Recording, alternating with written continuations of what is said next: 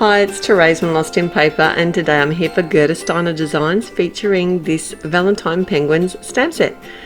I decided to do a couple of cards today, but I have split them into two different videos just to make it a bit easier. This first video is going to be featuring Copic colouring, and what I've done here is stamped out a line of penguins and just using some stamp masking paper. I have already used this masking paper on my other design that I actually am doing very same but different. Two different cards, but they are very similar. So this is the Copic version, like I say, and I'm using some Memento Tuxedo Black and just doing some selective stamping there so I didn't have the balloon on the image twice. I do find that this stamp masking paper doesn't hold its stick particularly well once you've used it a couple of times, so I tend not to really keep it. I know some people keep their masking paper, but I can't be bothered. I usually just cut it out again. It doesn't bother me that much. Alright, so I've got the warm greys today. I thought it'd be nice to do a really clean and simple version of this card. And I've decided to start with my darker colour. You can actually lay down lighter colour and then blend in darker colour. These are such small areas on the penguins that I just found it easier to add my darker or my shadow colour first. So, and there is quite a difference between the three colours that I've used. Like a W0 is a really light colour, but the 7 is almost a brown black colour, which is really pretty when it comes to sort of a live animal. I don't know, I really like these warm greys. So I simply laid in my shadows first, then brought in my middle colour and blended it out. I would try not to go over my colours too much. I always had a tendency to do that, and then by adding a lighter colour over top, you're just removing it and having to add it again. So I'm trying to get a bit better at not taking my marker all the way over the darker colour, just halfway along and then pulling it out to blend it that way. To create my highlights though, I do come in with my W0 or my lightest colour, and that does pull a bit of colour away and give me that nice sort of highlight like the sun is filtering down on these penguins.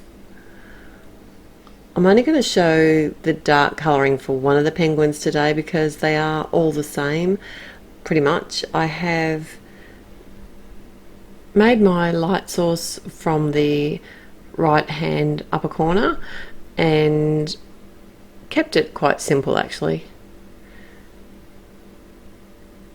There is a little bit of shadowing on this card. I have brought in come back in with the really pale W and just added a bit of shading underneath the bellies of the penguins so that it just adds a little bit of dimension. These really are really cute critters. Gerda Steiner does the cutest critters, gotta say. I'm just using a really light flicking motion here as I want the hint of a shadow more than actually colouring the whole belly in. Are they feet? I don't know. Flippers perhaps? The flippers are the penguins.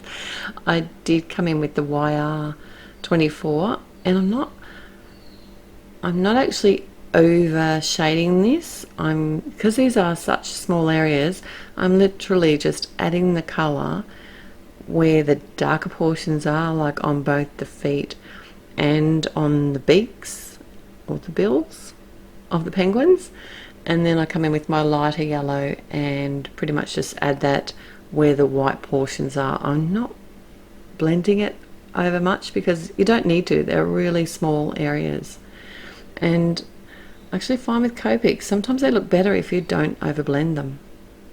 I used to overblend everything. You don't need to. To ground my images, I've brought in the T, so this is the toner. I start with the lighter colour. I've got the TO, and I'm just creating a visual line that's the same as the bottom of the panel of cardstock. And if you'll notice, we're all going out to the sides of the images, I have actually gone slightly above their flippers as well. It just makes it look like they're grounded. If I just did directly underneath their feet, it would look like they were standing on top of something, but by just taking it up that little bit higher on their flippers, it looks like they're actually standing on the ground. I hope that makes sense. And then I can just come in with a slightly darker colour. This is the T2, and I'm just really lightly touching the cardstock here, not over blending like I said before, and just touching it directly beneath where the flippers touch the ground. And that just adds that tiny bit extra depth there. Now for the balloon, we all love to colour balloons. Not, I don't know, does anyone else have as many problems as I do colouring balloons? I should just colour them a solid colour and then add white gel pen. I think I might do that next time. It's much easier than trying to colour it with Copics or Prismas and get that 3D look. I don't know. I've been practicing. It's good to practice. Anyway, so I'm practicing on a heart balloon. I don't know why I chose it. The heart balloon is actually harder than a round balloon, but anyway. So what I've done is I've got a darker colour and drawn some of the heart, sort of the same angle as the outside of the balloon, just slightly in from the edge of the stamped area. Then I'm coming in with my lighter colour and lightly shading over the whole area except for the portion that I want to be the highlight of the balloon, which in this case is the upper sort of right side of the balloon.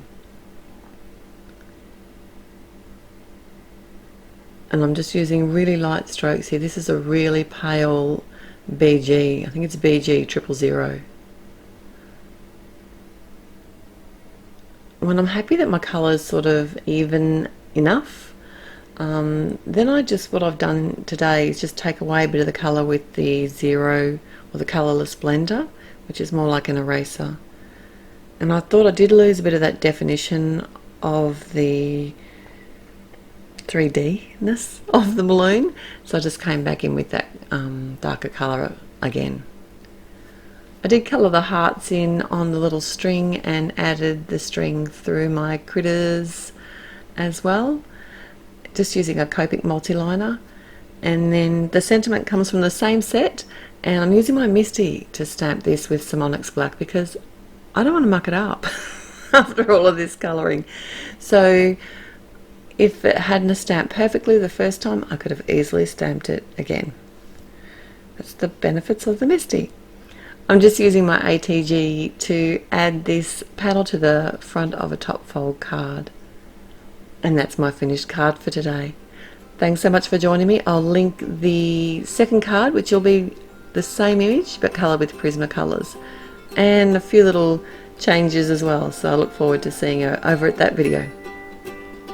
Bye.